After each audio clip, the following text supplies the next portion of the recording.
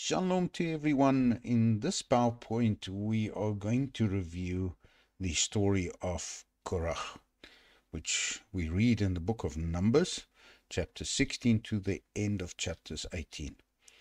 Now, in these three chapters, we find intriguing story about individuals that have a certain mindset and they have a certain idea. And this idea perhaps is to create unity, but behind the scene, we see that it's actually just a type of rebellion. And the importance is that from history, we have to find lessons for today. So we have to review the actions of Korach. We have to view the story of Korach in order to identify similar patterns, even similar ideas, things happening in our day-to-day life, and to deal with that, and to also find lessons and be cognizant that we ourselves also don't find ourselves in the same situation. So in the outline of the story of Korach, we see that Korach was from the tribe of Levi. He was a Levite, and he band with Aviram and Datan, the Reubenites, and they basically challenged the authority of Moshe, and also the authority of Aaron as the high priest. And Korach uses this with the words, all the congregation is holy, meaning that why is Aaron so special to have a high priest? All of the Levites are holy, but all the tribes of Israel are holy. But he doesn't use the words all tribes of Israel. He uses a specific word in the Hebrew language, edah. So all the edah is kadosh, is set apart, is holy. And later on in the teaching, we will actually review why the Hebrew scriptures uses edah, or why did the writer specifically wrote the words of Korach that it was edah and not the congregation or the tribes or the nation. So we see that this actions resulted in a dramatic turn of events where the earth swallows the rebels, and then the fire consumes the 250 men that banded them together with this rebellion. And then in the aftermath, we see that when the 250 were consumed by fire, and the censers were taken and made into the altar covering. And then the nation starts complaining. So there was almost the crowd still rebelled, and the nation was hit with a plague, and Aaron halts this plague with the incense. And then in chapter 17 to basically the chapters of 18, we see Aaron's staff buds and has been basically indicated and proclaimed as the high priest. And then there were duties of the Kohanim and Levihim given, where it's basically the holiness of the sanctuary, the holiness of this office of the high priest and of the Kohanim, the priest. That responsibility is then reiterated and given to them. So we see that there are many sides of the story. There are unity versus rebellion. There is the concept of manipulation of holiness. There's the question of, but why did God delay? Or if they knew about the rebellion or saw the rebellion coming, why did God delay in the text? Was it really a judgment that was prepared for the nation? And then we see the crowd corruption. There's the questioning of true leadership. What does it look like? And then basically a self-reflection which we look into the story of rebellion, and we have to reflect in our own circumstances, our own communities, in our own lives, that do we recognize something like this? So it's basically like the picture indicates, it's a Rubik's Cube, that there are a structure that has been put in place, and the structure cannot be moved in any each side has its color, it's got its function, and this can then be utilized in various ways as the Rubik Cube can be moved, but the initial foundation and setup you cannot have a blue piece in the place of a red piece, or the white piece in the place of a red piece.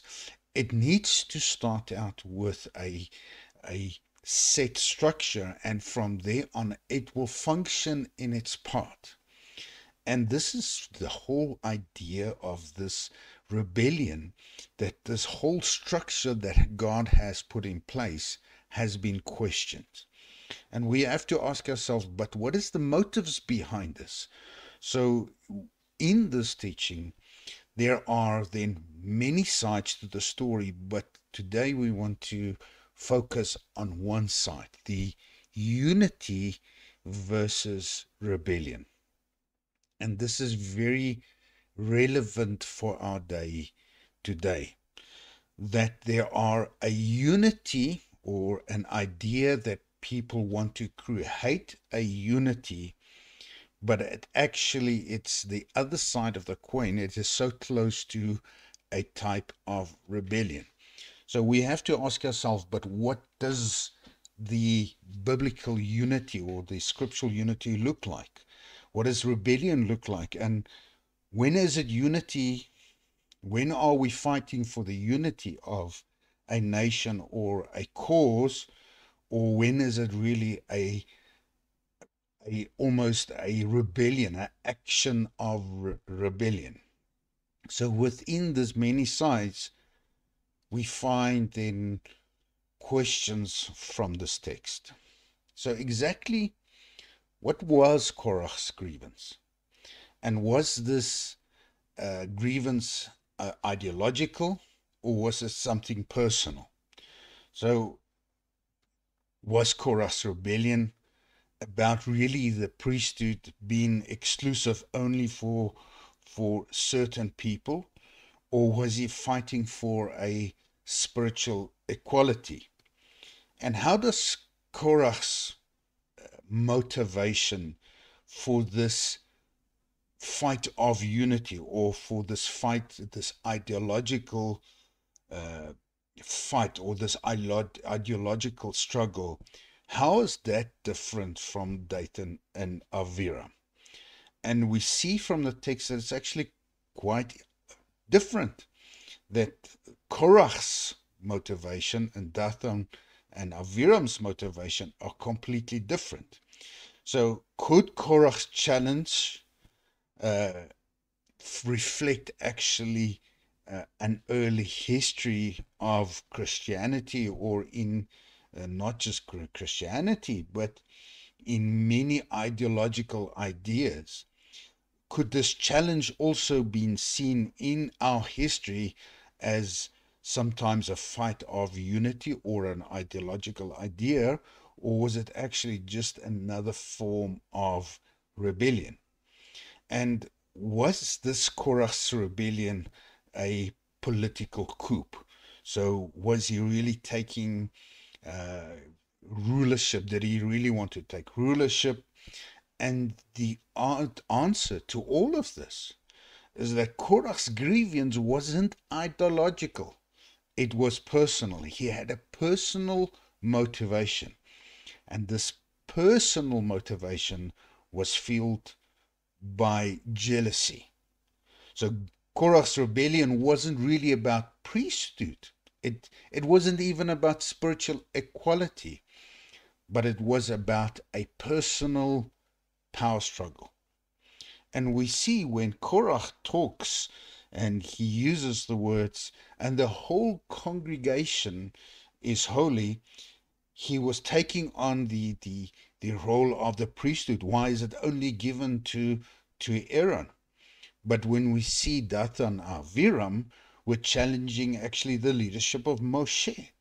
So as much as Korach and Dathan and Abiram were in the same ideological, let's call it a struggle, each one had their own personal reasons for doing it.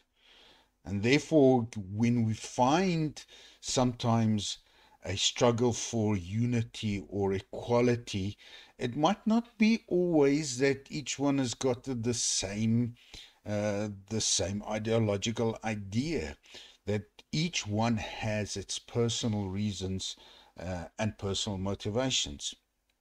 And we can see that this actions of not just Korah, but of Dathan and of Abiram and the 250 men actually has been happening in our communities and even in some of the assemblies of congregation even today. That everything was done in the name of holiness, and everything is done in the struggle of we have to be a unity, but meanwhile it is actually a personal ideology. It's a personal reflection or a personal struggle that they are dealing with, and then that resulting into actually a rebellion. And sometimes we have seen even today that the struggle is not about the greatness of or the goodness of all people, but it is because people want to be in charge, as Korah wanted to be. So when we answer these questions, we ask ourselves that Moshe invited Korah and his friends, the 250, Dathan and Abiram and the 250, to bring their censers and incense in order for God to declare what Moshe already knew and what Moshe has already said. So it's almost, the question is, but why did Moshe invite these guys, this almost idea of the rebellion? I invite the rebellion to my office in order to negotiate with them, if we can call it in such a way, while I know their personal motives behind it.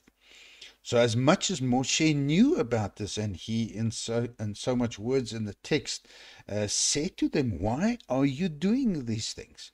So it's almost like Moshe knew that when he was going to present them in front of God, that there is going to be a tremendous action from God's side, and which will result into a severe punishment.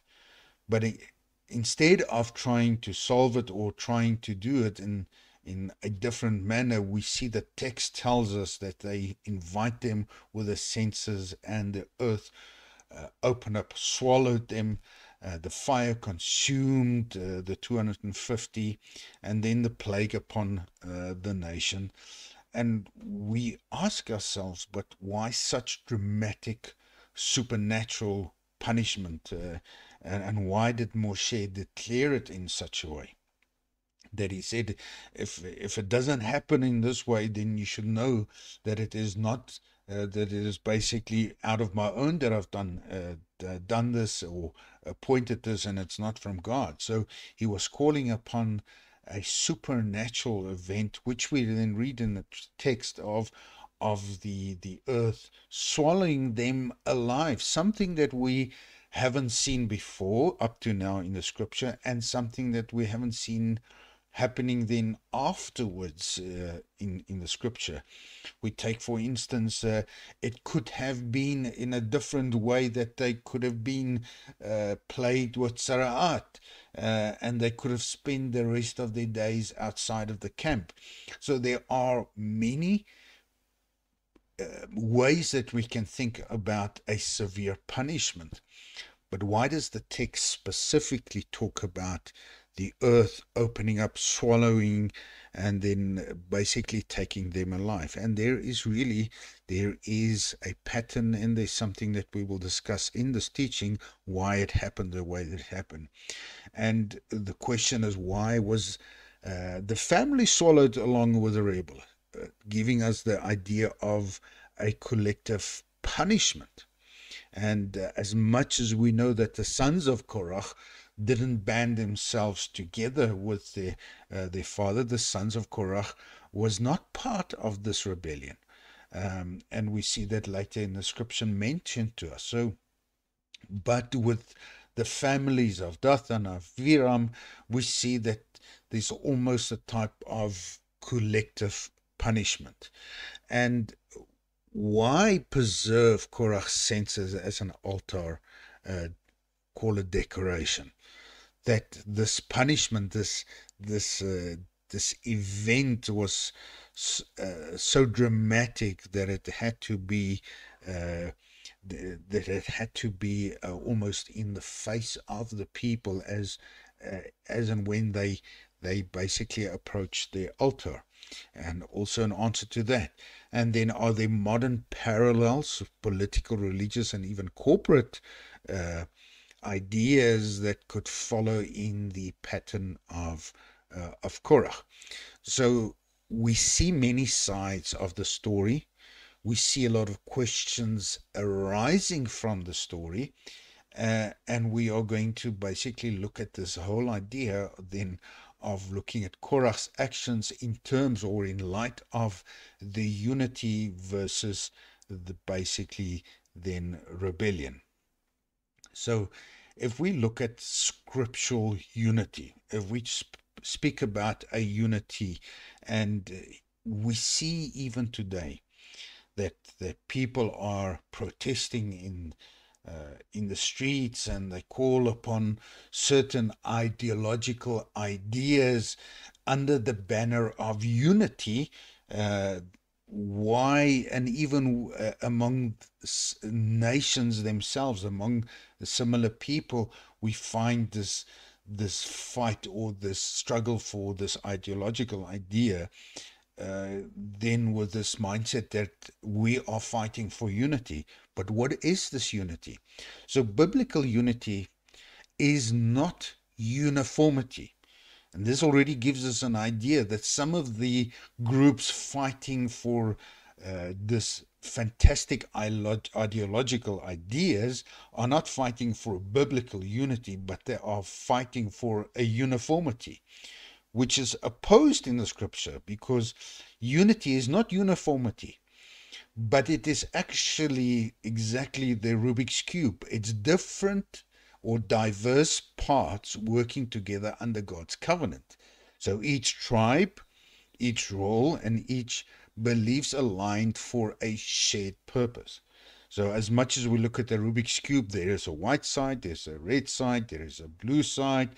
There are many colors of this, and each one is put into their structure because as you move them around, they will play a role in the shared purpose. And we see this idea presented in the scripture. There was the tabernacle, and that was the central shared purpose, that God was among the nation of Israel, and that God is going to be a God for the nation of Israel, but not just for the nation, but for the nations of the world.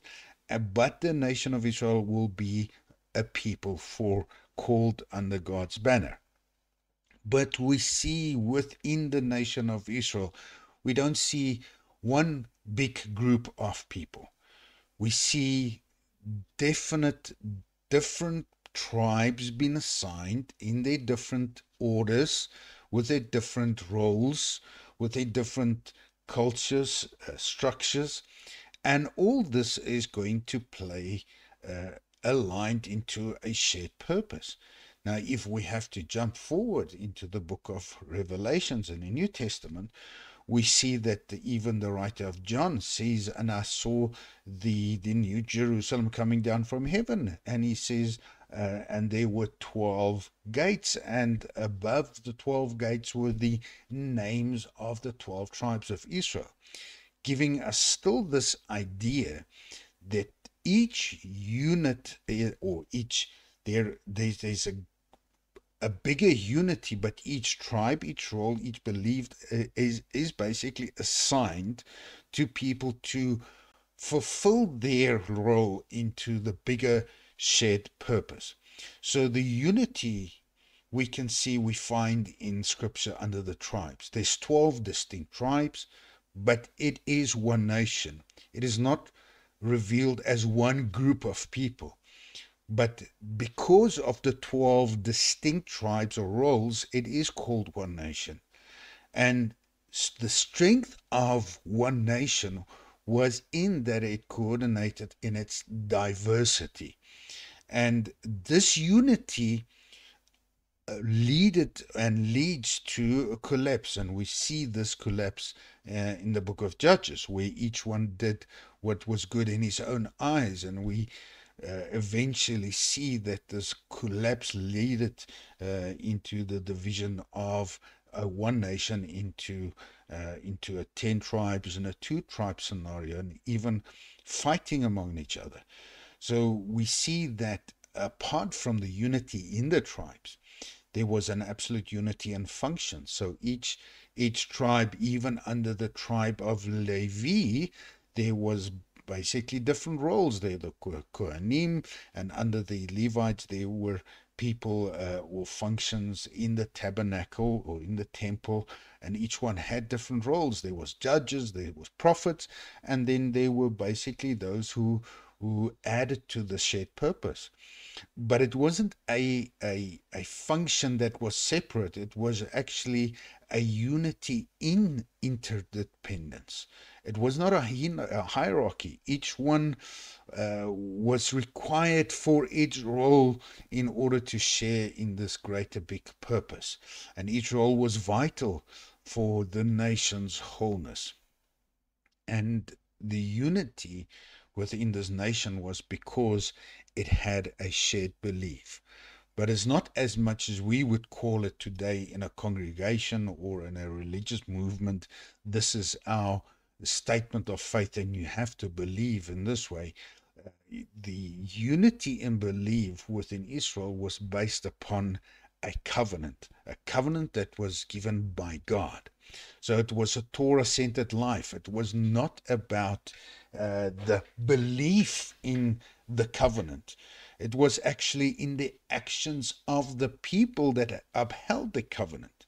So the covenant required that the 12 distinct tribes needed to live a Torah-centered life, a life with action that upheld the covenant and therefore provided a unity within the nations. And the prophets call upon this spiritual, or the return of the spiritual unity, the return of this Torah-centered life to upheld the covenant through the prophets of Isaiah, Jeremiah, Ezekiel, because there was this destruction of this unity in covenant Torah-centered life.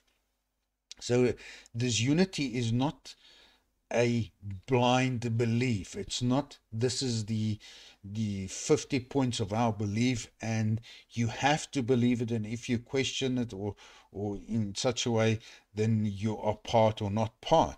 It's this unity in Israel's belief was not just a blind agreement, but it was fidelity to truth. Is that we found that the Torah-centered life was about truth. It was about justice. It was about righteousness. So these actions of belief, the actions of a Torah-centered life, brought unity because of righteousness, because of justice within the nation.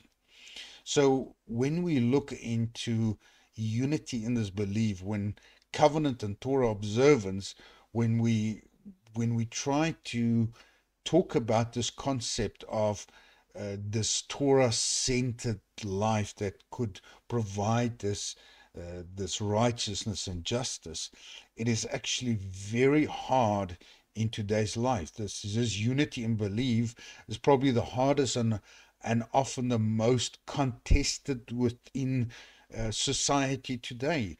Why Torah observance?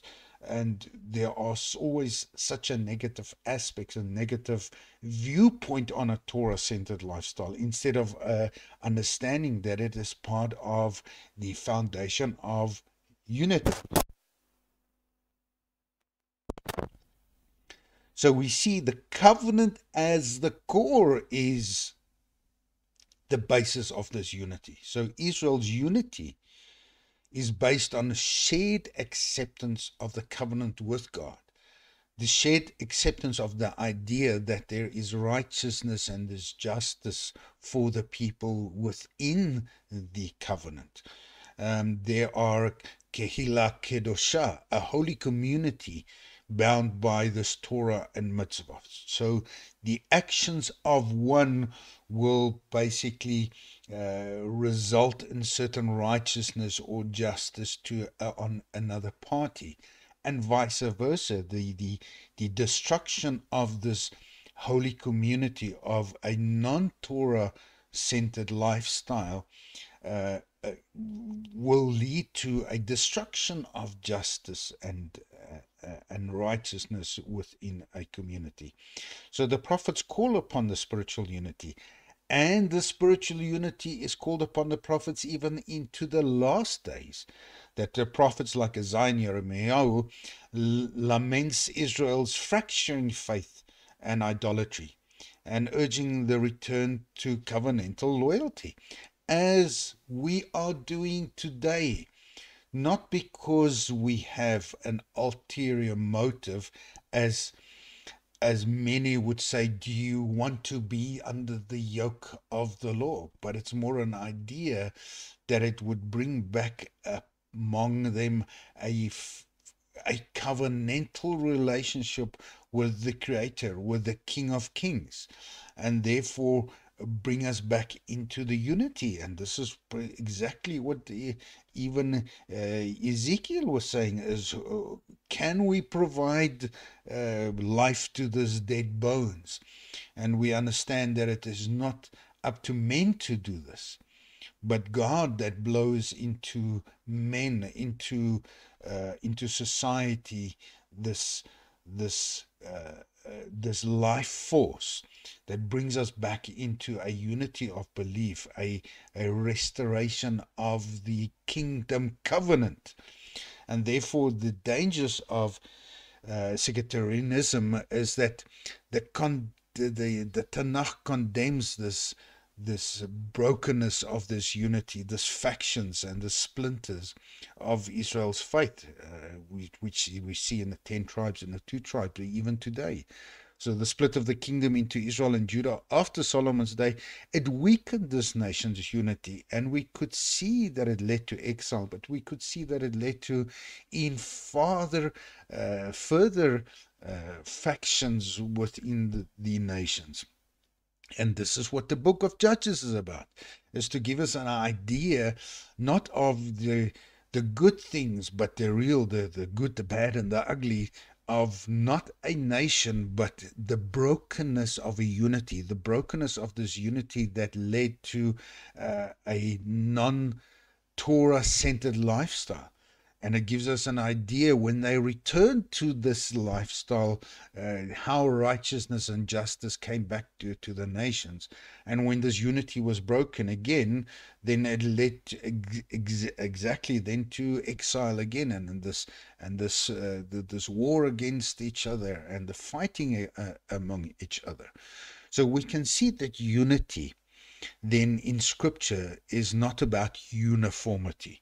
It's not about we have to be uniform, but it's the fact that we all recognize that we have a role to play, or each one had a role to play, and each individual, and I say we as if I am part of then the ancient scriptures, but I'm personalizing it to myself, but each individual actually understood that their unique role really added to the universal purpose for the nation of Israel, which was basically to be a light unto the nations. And when it became unto a light unto the nation, it would become a kingdom that will be eternal. And we are still working together to this shared purpose, that the whole world become the kingdom of God, and there will be righteousness and there will be justice. So this unity is what the biblical idea or the scriptural idea is. Now, when we look at the story of Korah, we can see that their idea of unity, or the fight for their unity, was not really a covenant based. It was not really, but it was rather a personal, a selfish motivation. So is unity then really important even today? And the answer is absolutely. Absolutely, it is still fundamental. Unity not as in uniformity, but unity as in built upon a same covenant, kingdom covenant. But this unity cannot be for the sake of peace or uniformity alone. As much as peace and uniformity are building blocks of a covenant, a kingdom covenant, it is not just peace or uniformity alone, but it is like the Rubik's Cube. Each side has got its many parts, and each side has got different colors, and each then are part of a bigger uniform purpose found purpose found living. So unity is vital because it preserves Israel's covenantal identity, and we would refer today as even if we have to take it upon ourselves, as we would say, we are grafted into the nation of Israel, but it is for Hashem's people. Unity for Hashem's people is their covenantal identity, and this is why we are teaching us to re-establish a covenantal identity, and ensure the survival of physical, social, and spiritual then unity. So, however, unity that sacrifices truth, justice, righteousness is absolutely a rejection of this unity. So we can already see that if we look at the story of Korah, it was not built upon truth, because he had an alternative motive. Therefore, it is not a unity according to Scripture. And this is rejected. So the Torah demands unity that is grounded in the Torah, in God's law, and not mere consensus or blind conformity. It's not about, oh, we agree that it is like this and it's like that, and yes, it could be. It's far from that. It's about a Torah-centered lifestyle, that even if I confess with my mouth that I believe this, and if my actions do not reflect a righteousness, a justice, a truth within my lifestyle that plays part to this bigger purpose of unity into the nation, then it is untrue. It is rejected. So the Torah models of unity in diversity is built upon different tribes, different meaning, different individuals, different roles of these individuals and perspectives, but yet they are committed to God's truth. In this case, we know the covenantal relationship that God has put in place. And this is for the nation, which we know that it's summarized in 2 sections. Love your God with all of your heart. Love your neighbor like yourself. And upon this, everything is built. Upon this, the covenantal. It does not remove the idea of some functions that we have to perform in order to bring forth righteousness and justice into the society.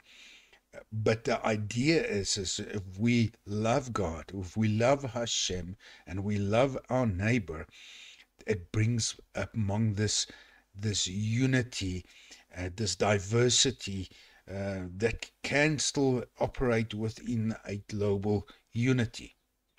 So if we bring this into the perspective of Korach's story, we can see why it brings such harsh consequences when this unity then is broken.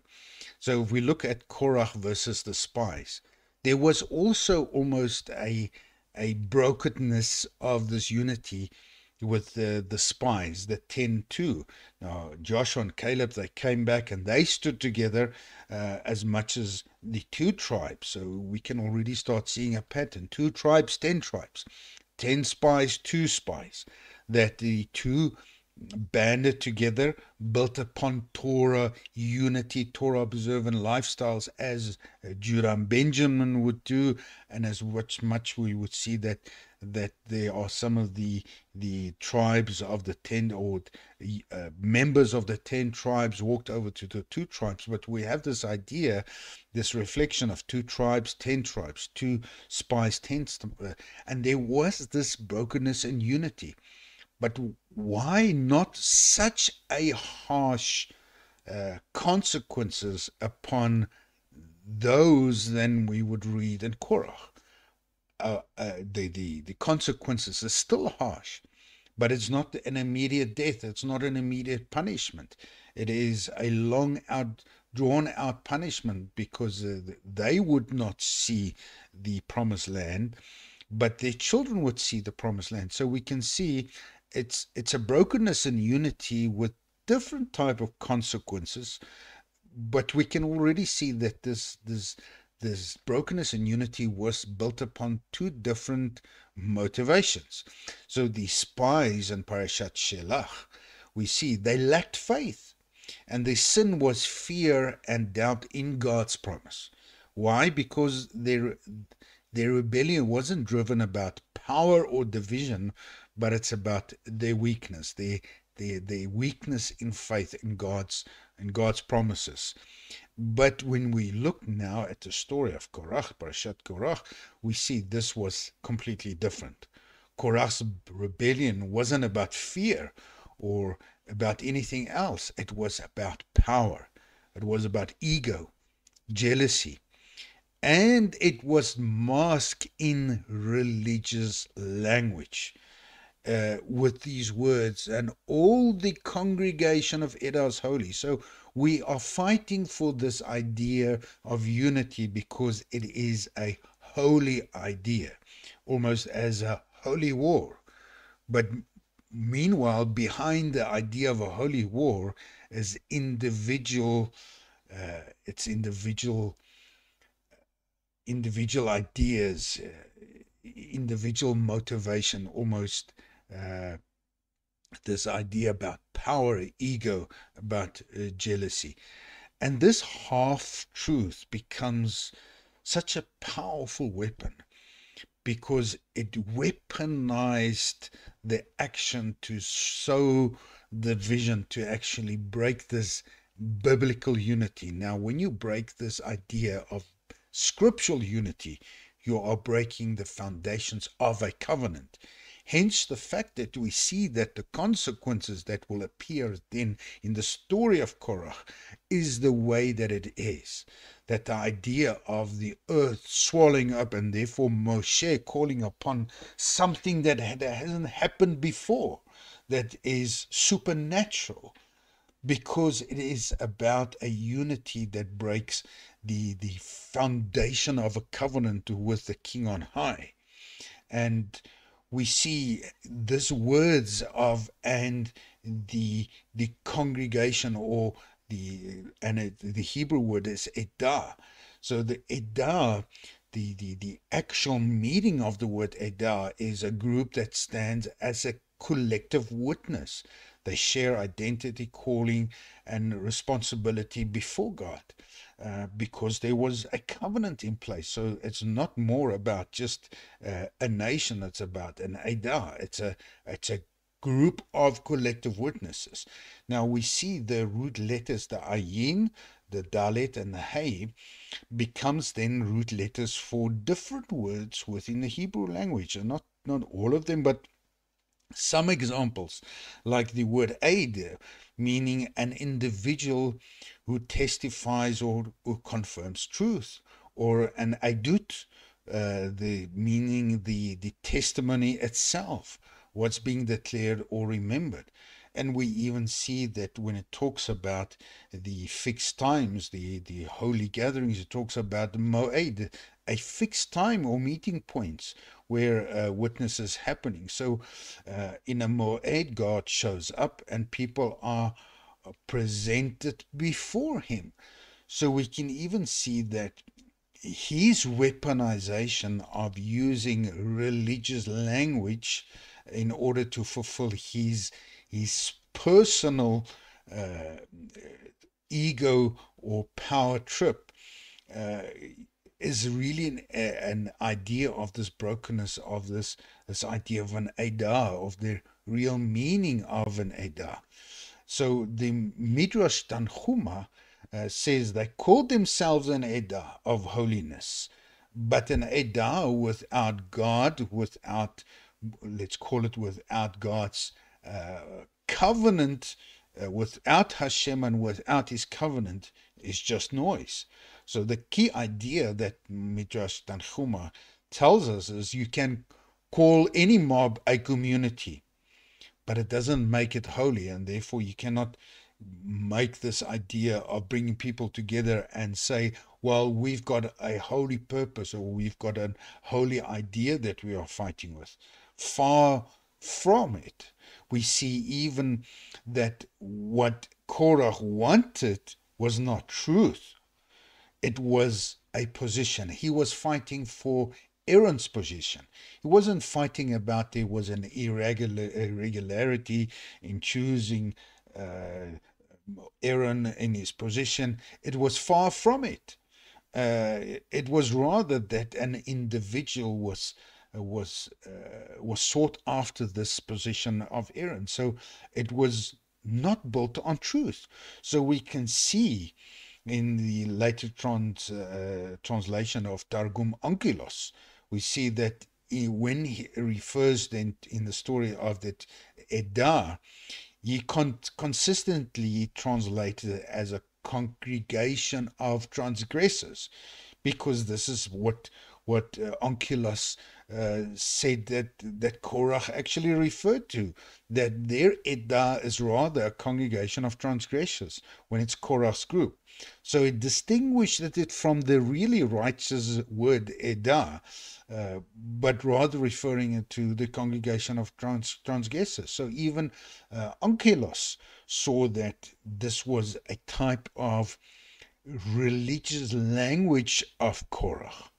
Now this becomes the most dangerous weaponized weapon to sow discord and to break the unity among God's people when things are masked in a religious cloak. So we further see that Rashi then in the commentary on verse 1 in chapter 16, when he looks at specifically the Hebrew words vayikach Korach, so and it translates literally and took or and take Korach. So the English translation just basically says, well, it doesn't make sense. What did Korach take? He didn't take anything. Uh, so the English translations translated in order for it to make more sense. So it says Korach took himself aside, but this is not what Hebrew says. The Hebrew basically says, and take Korach. What did he take? So nobody really, the scripture doesn't say what did he take, but this translation, probably the most correct translation, according to Rashi, says that Korach actually took himself aside. He was, in his mind, he was already calculating a rebellion, and he was gathering leaders and organizers and followers to challenge Moshe's authority. So we can see this translation, that in this translation he explicitly translated in such a way that he splits the camp deliberately.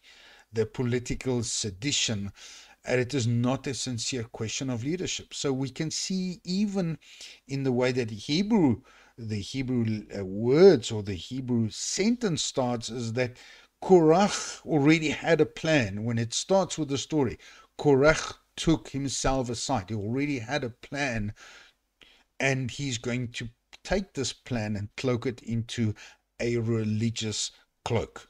So Ramban Nachmanides in number 16 says that Korach was motivated by envy of Aaron's position. It's about power. It's about a position. He masked it with populism to get the people on his side. So he takes an idea, he puts a religious cloak in it, and he makes it popular. It's like he almost tweeted it outside there, and he will gain followers, and he gained likes for his idea. And this idea of Ramban, that it wasn't theology, it was a power move using the equality as bait. Now, when we see what Ramban is saying, we can already see how close this becomes in today's society, because we already hear this religious or this fundamental goodness cloaked into the cloak of equality. We want people to be equal. But far from it, it's more of an individual ideological idea, a power struggle, or even organization struggle. So we can see further in the Ethics of the Fathers, Pirkei Avot, that a dispute not for the sake of heaven, this is the dispute of Korach and his assembly.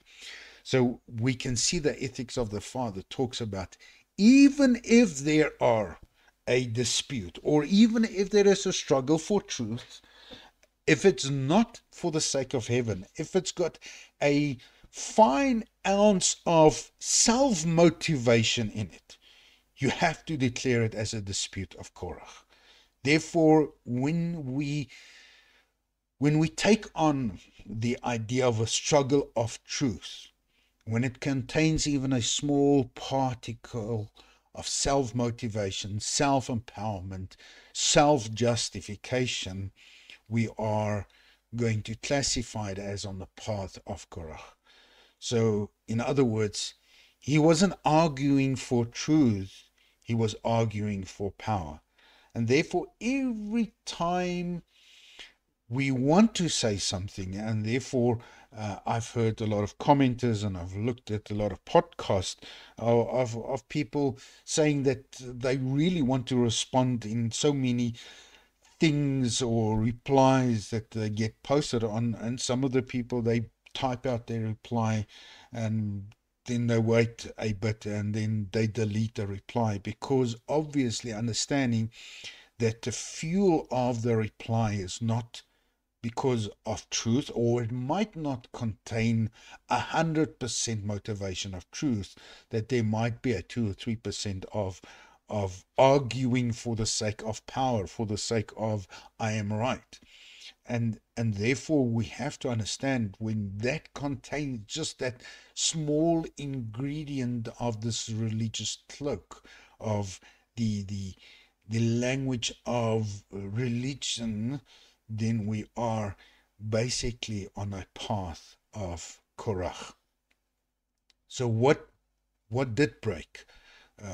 So what broke? It wasn't the belief, but it was actually the moral fabric of trust and order. So the brokenness of the unity that Korach and Datan and Aviram and the 250 men, what did they actually do? Their action resulted in a moral fabric of trust and order being broken within the nation, and hence that this deserved in its highest form its consequences, the action on its consequences. So Korach didn't just challenge Moshe, but the very structure that God put in place. As much as we see, but why does all the white side need to be on the white side of the Rubik's Cube and the red on the red? Why don't I take some of the red ones and put them between the white and the blue and so on? But this is not how Rubik's Cube works. It works on the basis that we've got uniformity on each side, and then when you start moving the sides of the Rubik's Cube, you can make patterns. You can create a challenge where you have to bring it back to uniformity, but it cannot start with a disorder in the structure. And therefore we see that God presented Israel in the same way. Each side had its function. Each side had its place, its order. So when Korach challenged Moshe, he challenged this very structure that God put in place. And therefore the punishment deserving this harshness that we read of it in the scripture. So this is why the punishment was so severe. This is why Moshe had to declare what he declared. That's why we read what needed to happen. So the earth opening and swallowing them alive is not poetic, but it's really symbolic. It's symbolic with the idea that his sin was cloaked in religion. It was in a religious talk. But beneath the surface, it was filled with envy, with power, with jealousy. And therefore, the hidden, beautiful language, but full of destruction. And this is what this consequences and this basically punishment is basically indicating to us. He didn't attack the truth head on, but it undermined it from underneath, and hence the fact that the earth had to swallow what was above, and it had to basically close over it and heat it underneath them alive. Because this concept of Korach is always alive, and if we don't take cognizance of it, and if we are not careful in our own circumstances we could find ourselves very easily replying to some things to justify our position, not because of 100% pure motive of truth, but rather than sometimes a power of self-justification, of making our point. And therefore there's always this idea that the idea of Korach is alive, even if it's underneath.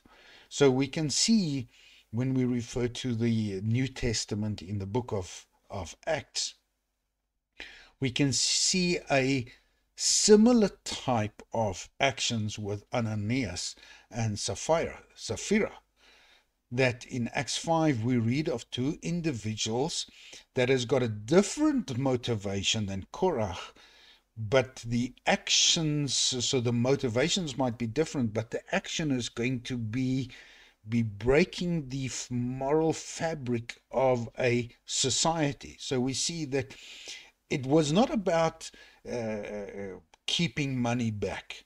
It's not because we see, for those who have not read Acts 5, you can go read it, but it's a new society, and everybody was contributing to the society. They gave everything that they, because of their belief and because of the idea of real unity within this newly found society.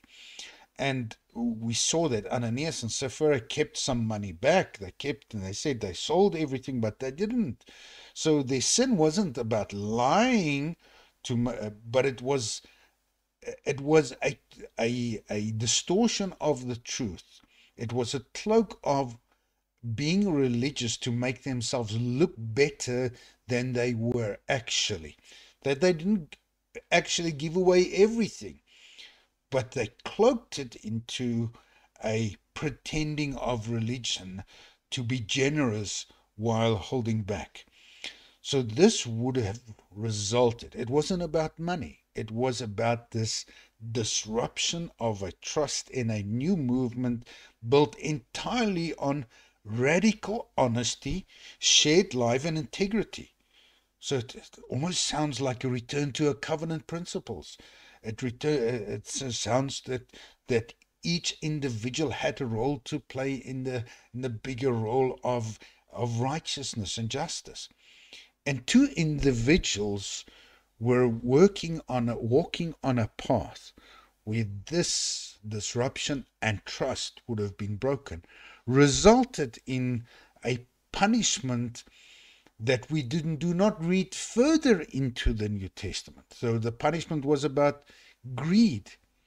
It was about breaking this fragile unity of this new spiritual found community. And this was by death.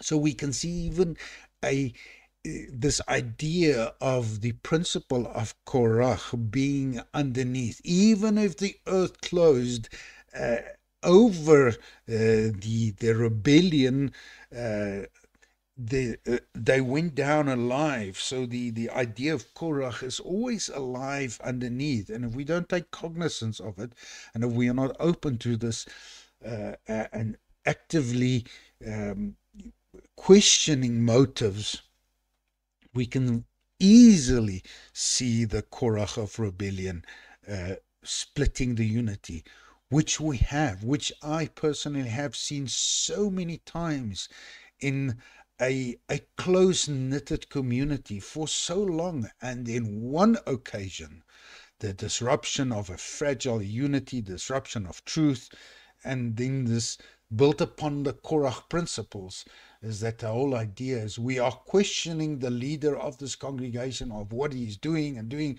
but it's not about chasing the truth. It's about chasing an individual's grab for power or for position or for whatever motive there is, but being cloaked in a religious cloak. So the lesson that we find then is that unity is not sameness. And unity isn't agreeing on every detail. Unity is trust in a shared purpose. As much as I realize that you do not see the way that I see it, you don't even agree with me, I trust that you have a shared purpose. You and me, we share a shared purpose to expand the kingdom of heaven, to expand the kingdom of God.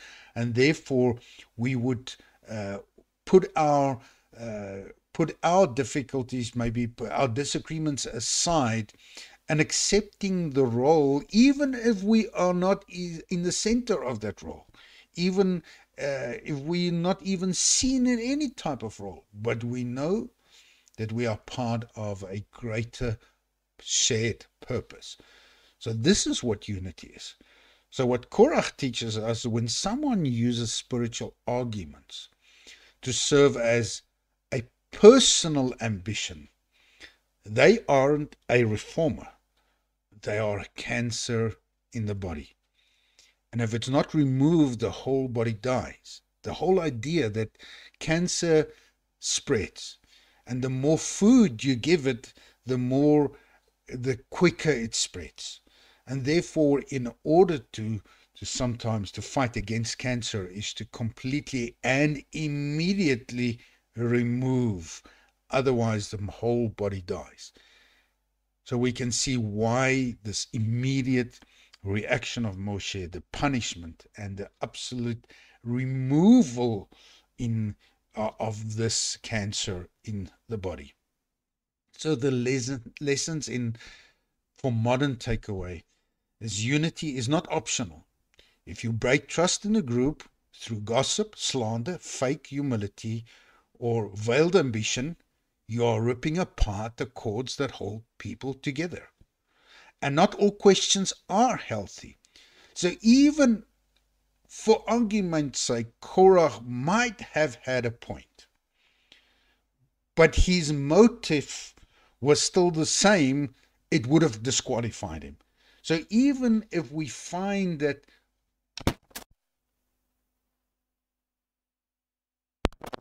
there is a fight for truth, but if it's cloaked in a different type of motivation, it disqualifies immediately. So many assembly splits begin with very good ideas, good questions, but it is fueled by bad hearts, bad motivations. And then we see that God defends the structure when it protects the people.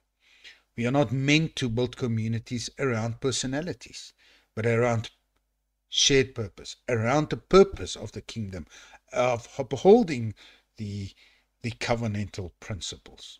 So when someone threatens that purpose for personal gain, God's act, sometimes decisively and severely.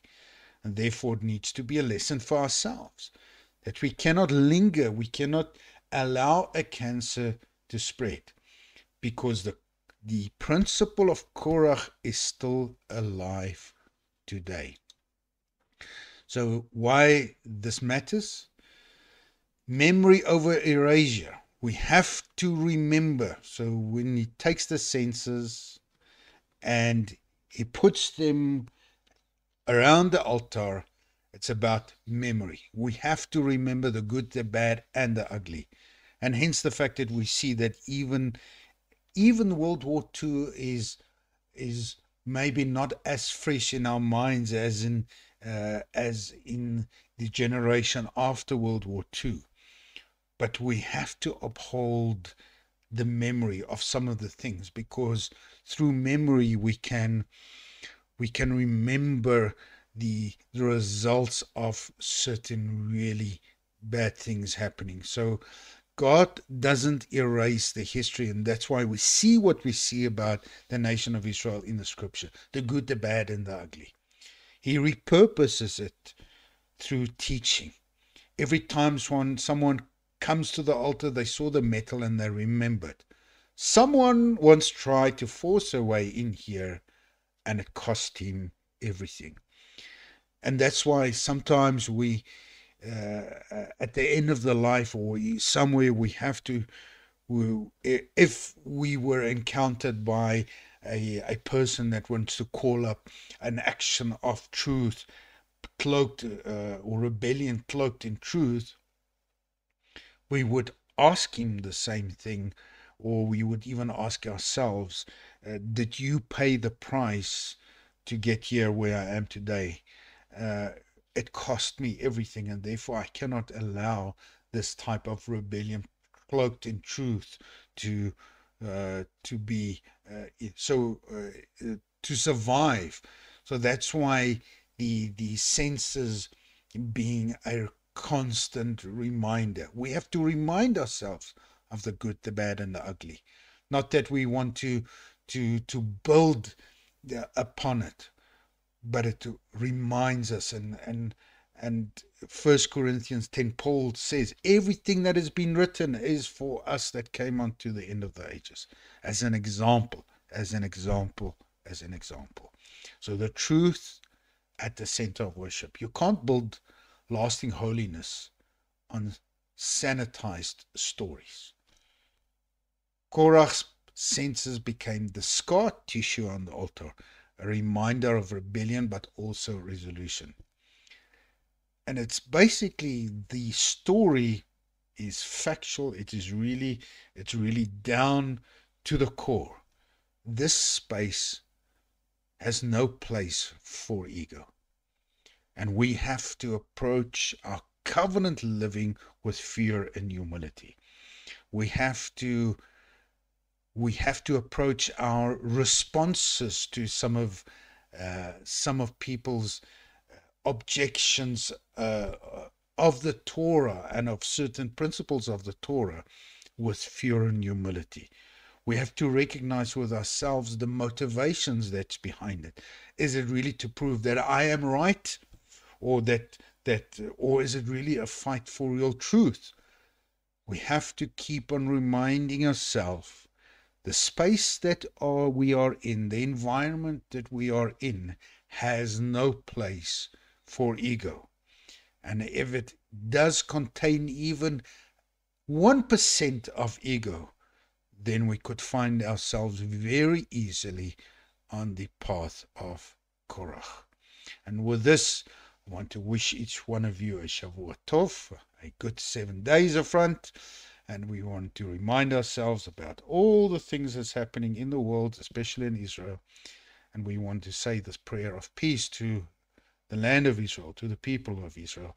Oseh shalom bimrumav hu ya'aseh shalom aleinu ve'al kal Yisrael v'yamru Amen.